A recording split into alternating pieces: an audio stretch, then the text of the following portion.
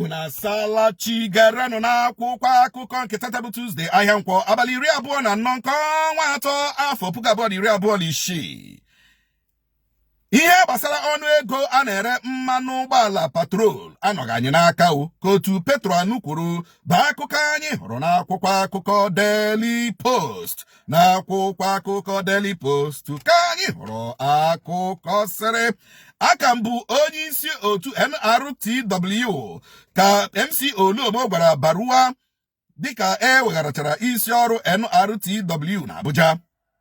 Kpọghachinu ndị gbara ọsọ ndụ n'obodo ha dị iche iche ka Bishọp Dayọsis Benue gwara gọọmenti bụ akụkọ ọzọ gbara n'akwụkwọ akụkọ Daily Post. N'otu akwụkwọ akụkọ Vanguard ka anyị hụrụ akụkọ sịrị ndị obu egbe banditi abaala mba n'oke olu na nwụchi na mkpọchi gọọmenti nwụchiri ma kpọchie ndị obu egbe banditi ndị otu ha n'agbanyeghị nkwekọrịta ha na gọọmenti nwere. 1,000 na narị naira 3 a na-ere mmanụ ụgbọala petrolu etinyela ọtụtụ ezinụlọ na nsogbu bụ akụkọ ọzọ gbara n'akwụkwọ akụkọ Vanguard.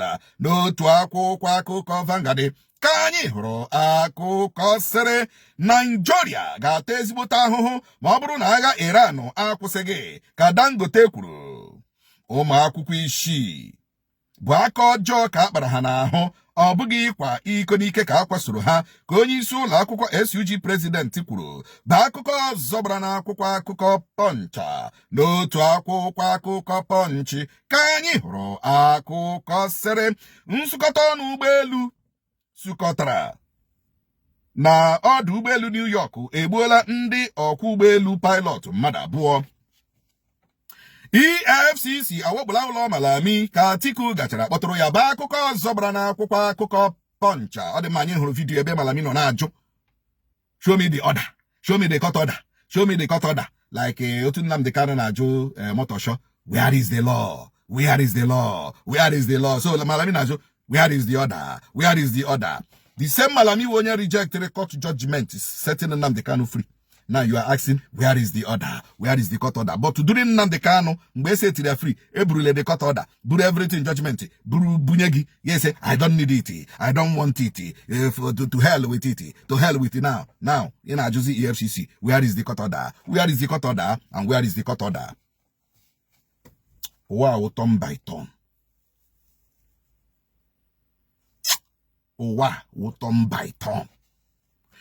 Gị nọrọ n'ọchịchị gị chee na ọchịchị ahụ nọ n'ime no forever and ever. Ashi, one day you will step down and will you become like us ordinary citizens. Oh yes. Mana ebe ọ ga-eje ara gị ahụ na ị nọ na street, anyị nọ na street. Ọwa anyị wu ndị nọ na street.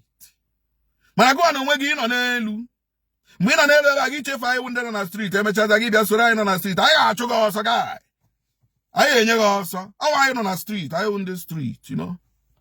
But gụwa na onwe gị mgbe ị nọ dị na-aba na-amali elu na-eme gbom like Malami now. Malami is ordinary citizen. Lee ihe eji eme akụrịala ebe akụrịala ebe. Ya ghọọ bọọlụ, you know. Onye ke pasịara onye apasịara onye apasịara onye ga-ehụ that the man adịla helpless. But when he was Malami, the original Malami of Attorney General, you don't cross his path. He was the one that tells the judge what to write as a court order.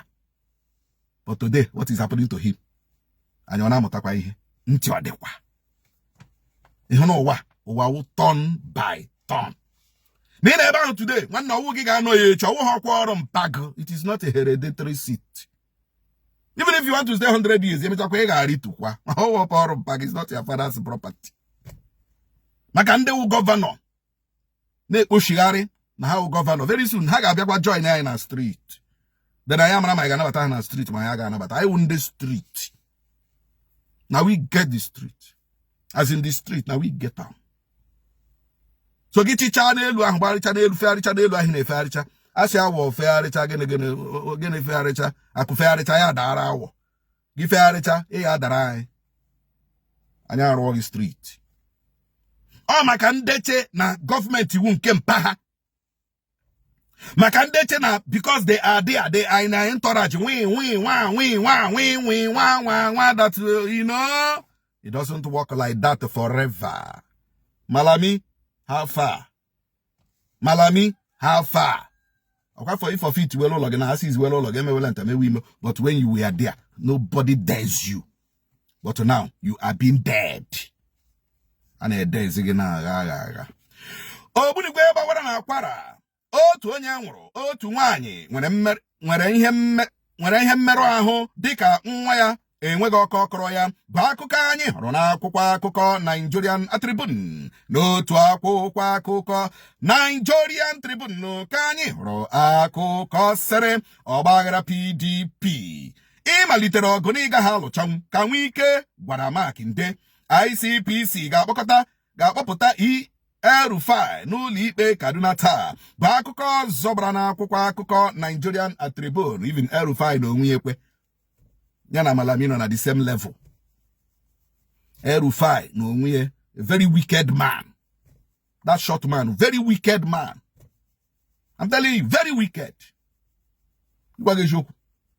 Very wicked governor Kaduna State. Very, very brutal.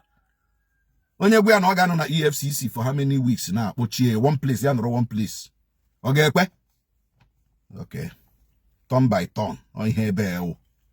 O pekata mpe mmadụ 16 nwụrụ na mkpọkọ ụgbọelu agha kpọkara na mba Colombia. Ba akụkọ anyị hụrụ n'akwụkwọ akụkọ The Nation na n'otu akwụkwọ akụkọ The Nation ka anyị hụrụ akụkọ sịrị ndị uwe ojii na Jigawa anwụchele mmadụ 29 a na-enyo enyo maka iji egbe je ohi. Ọnụ ego mmanụ Petrol Makinde enyela iwu ka etinyekwuore ndị ọrụ obodo steeti ahụ 10,000 bụ akụkọ zọbara n'akwụkwọ akụkọ The Nation na n'akwụkwọ akụkọ Dosudeghe ka anyị hụrụ akụkọ sịrị Soludo ahọpụtala nwa agbọghọbịa dị afọ 39 dịka onye ode akwụkwọ ọchịchị steeti ahụ. Tinubu ji ntuli aka elu ndị Muslim merie ugbu a o nweghịzi ihe o ji ha kpọrọ ka otu onye ndu ụka Muslim na Sokoto kwuru bụ akụkọ zọbara n'akwụkwọ akụkọ Dosudeghe n'otu akwụkwọ akụkọ Dosudeghe ka anyị hụrụ akụkọ sịrị ụlọikpe atụọla onye rụburu ọrụ dịka akantant jeneral ala anyị bụ nwa Buoku mkpọrọ afọ 72 maka ịtapịa 868 million naira. Ọ ga-anwụ nga ahụ.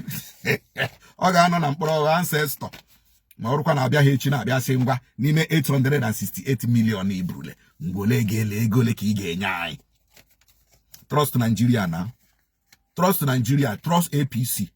Okay, n'ime 868 million na how much are you willing to forfeit? I can forfeit 500 million. I'm with you. Next time, get Attorney General Abiashi, they are no longer interested in the matter. You release here. In Nigeria, I remember I because Papa Bio man, Chilosoba, Biaraga Chilosoba, so Quanaqua, Chebrina, no so what you want to take the option of so what TV night to get in the Pagani, because what I mean, Coach Tagajibola in Ile, Siri.